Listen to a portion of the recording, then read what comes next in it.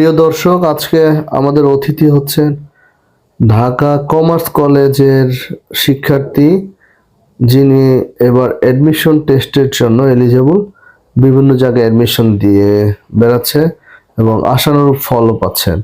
তাই আমরা এখন তার কাছ থেকে শুনবো যে কিভাবে তার প্রস্তুতি ছিল এবং কোন প্রস্তুতির আলোকে সে কনফিডেন্টলি বিভিন্ন জায়গায় চান্স পেয়ে আসতেছেন।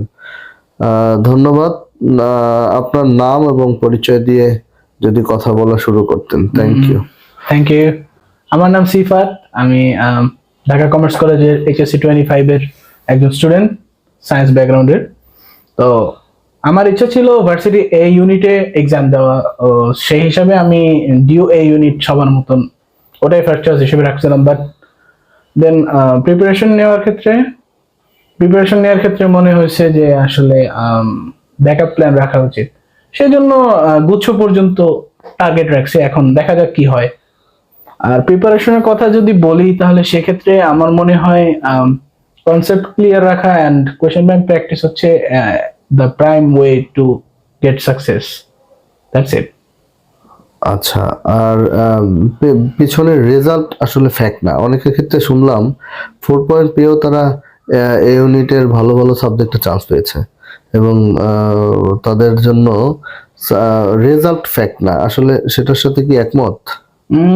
সেক্ষেত্রে আসলে টার্গেটটা ডিফাইন করা যায়।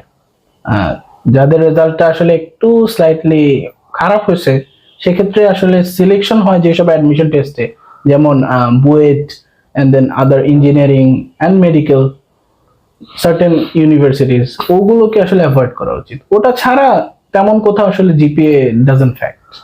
মানে প্রিপারেশন ভালো থাকলে যদি প্রাথমিক বাছাইয়ে জিপিএর জন্য বাদ না দেয় তাহলে পরীক্ষা দিয়ে জিপিএ যে কম পেয়েছে সেটাকে রিকভার করা সম্ভব। হ্যাঁ, তাই তো?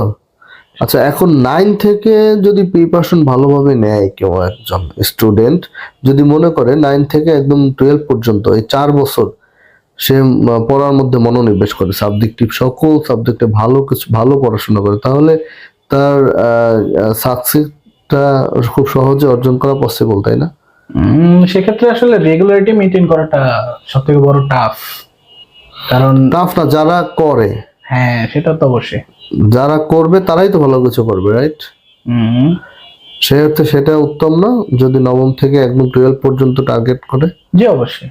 তাহলেই তো হয়। এরপরে 12 এর পরে যখন অনার্সে ভর্তি হবে সেই 4 বছর যদি প্রস্তুতি নেয় একাডেমিকের পাশাপাশি যে টার্গেট যেমন জবের জন্য, তাহলে সেটাও possible, right? Thank you very much.